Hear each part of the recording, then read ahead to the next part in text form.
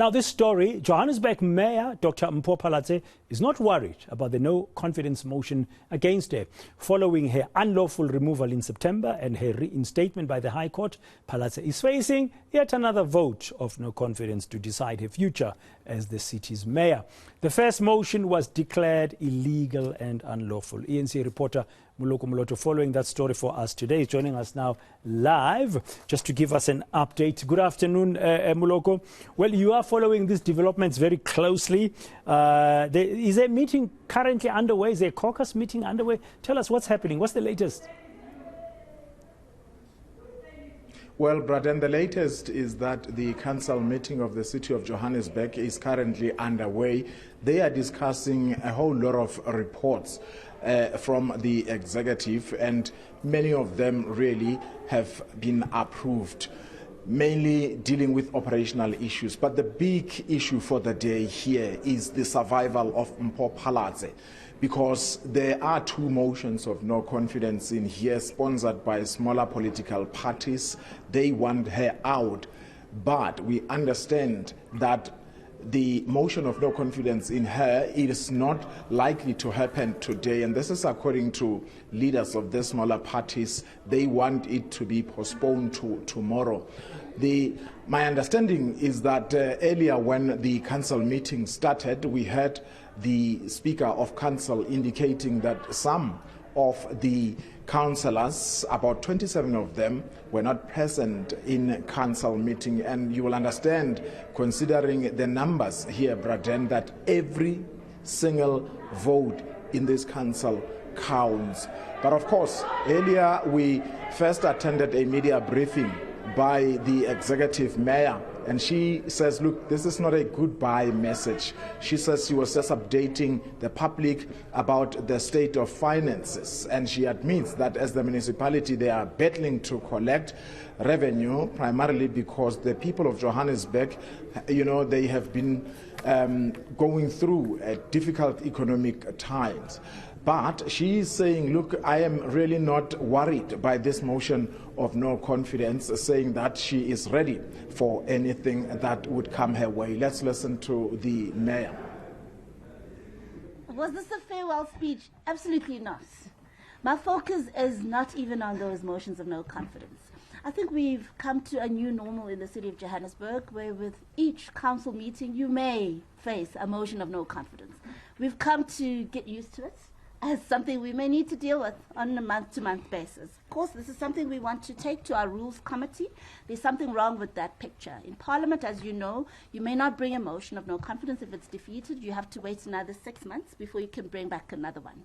The rules of council need to be reviewed to ensure there's stability in our council.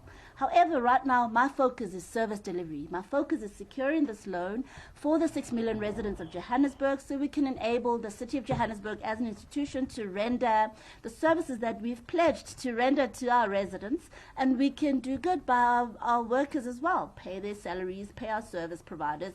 That is the focus. So no, definitely not a farewell speech, but of course it is a memorable day. It was this day a year ago that I took over this office, that I sat here for the first time as the newly elected mayor in the city of Johannesburg. How confident am I? Again, it is a numbers game. We've got the multi-party government, and our partners are on site. We've got 6 political parties. This is 1 year. It's been a tumultuous year for Mpho Phalatse as the mayor of Johannesburg, Moloko. But I understand now that the ANC and the other minority parties don't seem to see eye to eye about a possible preferred candidate that could replace Dr. Phalatse as mayor. What's happening there? So, Braden, it's important to understand that in terms of the numbers in this particular council, there's no party that enjoys absolute majority. For the ANC to first remove, in as much as this motion of no confidence has been sponsored by the smaller political parties, but the ANC obviously is in the forefront, it would not be able to do so without the support of those minority parties, but also it cannot succeed without the support of the economic freedom fighters. Now, there's context here.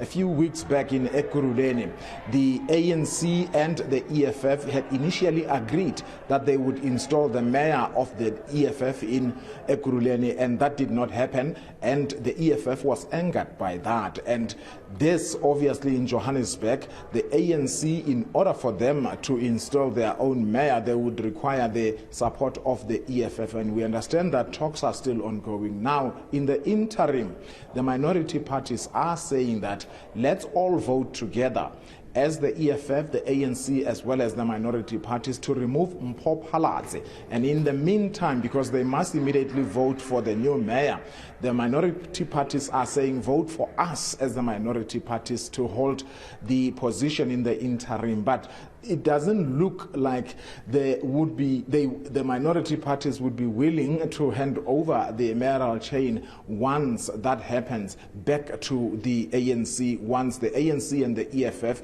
resolve their differences in Ekurhuleni. On the other hand, we understand from our sources that the ANC itself, if Mpho Phalatse is removed, they also want to field their own candidate. But as I say, that is entirely dependent on the support by the EFF. But let's listen to Mr. Lubabalo Makwenju, who is a councillor of the ATM. We spoke to him a little bit earlier on this matter. The idea here is to have a government that will be stable.